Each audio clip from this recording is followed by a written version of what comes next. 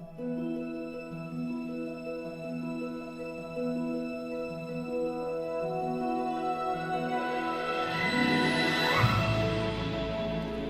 let me see. Where were we? That's right. Bellasini was walking out of the library to her first class after having a slight run-in with Miss Crabtree. Bellasini's first class was computer science, her favourite subject. She loved learning new things on her computer. Her teacher, Mr. McGram, had attended Montville High School the same years as her father, and they had remained good friends ever since. Miss Crabtree's unexpected lecture in the library had delayed her arrival to the first class. However, she knew Mr. McGram would understand. "I'm sorry, Mr. McGram," pleaded Bellasini, rushing to her usual seat at the front of the class. "I was delayed at the library." "You were delayed at the library?" inquired Mr. McGram, with a smile across his face. "You didn't attempt to use your computer there, did you, Bellasini?" "I'm afraid so, sir," replied Bellasini timidly.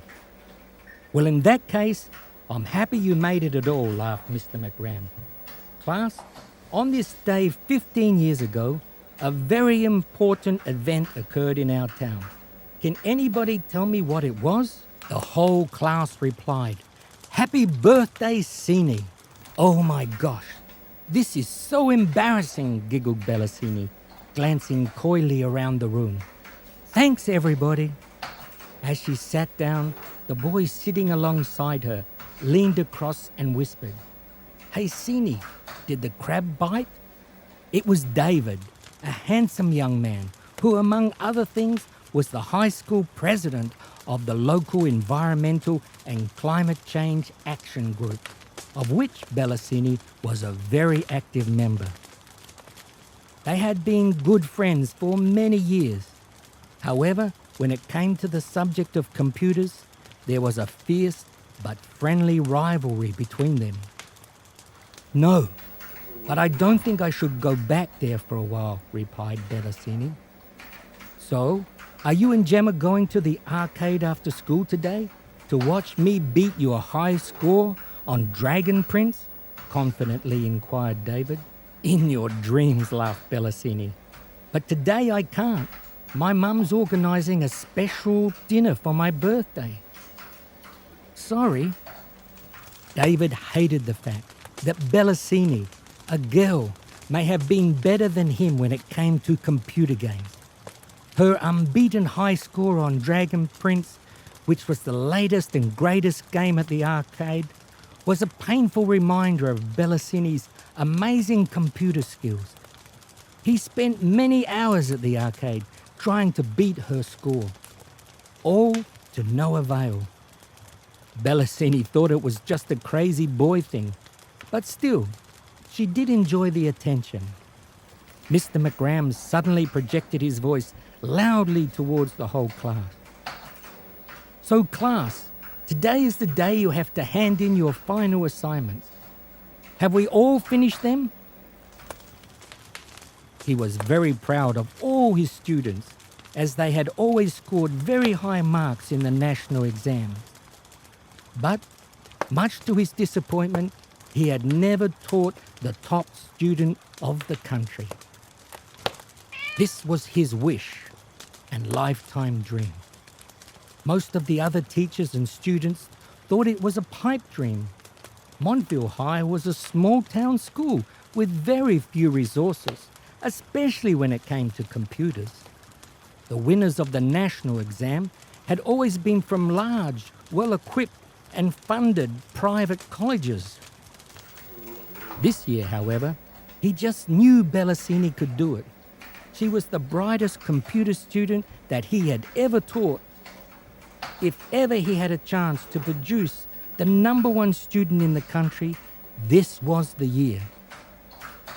Class, what I want you to do this morning is to download your assignments off your laptops into my folder on the school network, Mr. McGram instructed.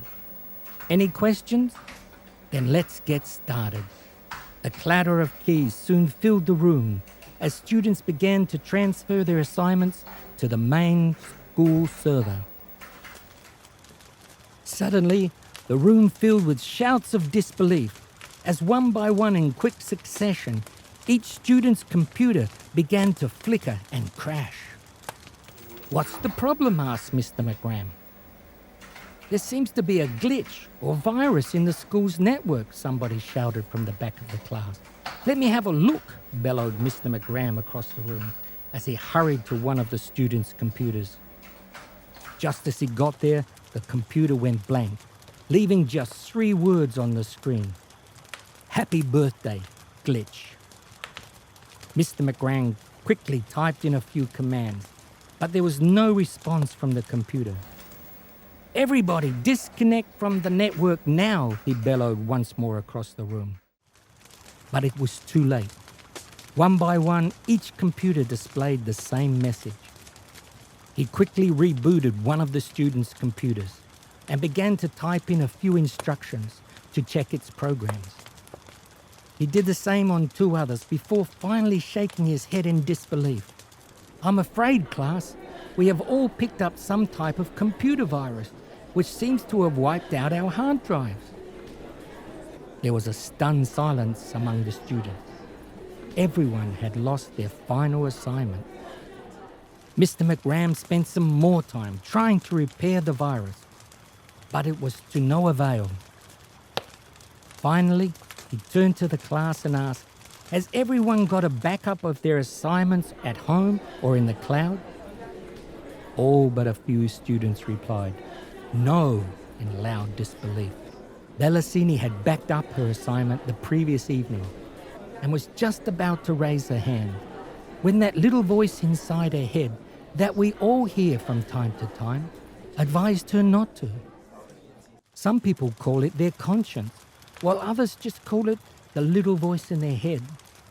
However, on this day, Bellasini heard the voice loud and clear. "My conscience is right," she thought to herself. "How can I raise my hand when all my friends have lost their assignment?" "Mr. McGram," called out Bellasini, "my dad was called into the bank last night to repair a virus that is attacking their computer files. Maybe it's the same one, and just maybe he has already fixed the glitch." A dejected Mr. Ram slowly stood. "I hope you're right, Bellasini, because right now we all need a miracle." As he walked out the door to telephone her father, Bellasini thought to herself, what sort of person could be so mean to name a virus the happy birthday virus on her birthday? After a few minutes, Mr. McGram returned. "I'm afraid I have some bad news for everyone. The virus is much worse than I thought. It appears that it won't be able to be repaired by tomorrow. So I'm afraid you will all have to redo your assignment." He went on to explain he had also spoken to the National Education Board about the problem, and they had allowed another week for students to redo their assignment. However, only the assignments that were submitted by tomorrow would be eligible for the National Student Computer Awards. "Will anybody be able to submit their assignments by tomorrow?" he asked, turning in Bellasini's direction. Bellasini glanced around the room to find only 2 hands raised, so again she decided to leave hers down. "Okay then, it would appear we all have a lot of work to do, so we had all best get started," announced Mr. McGram.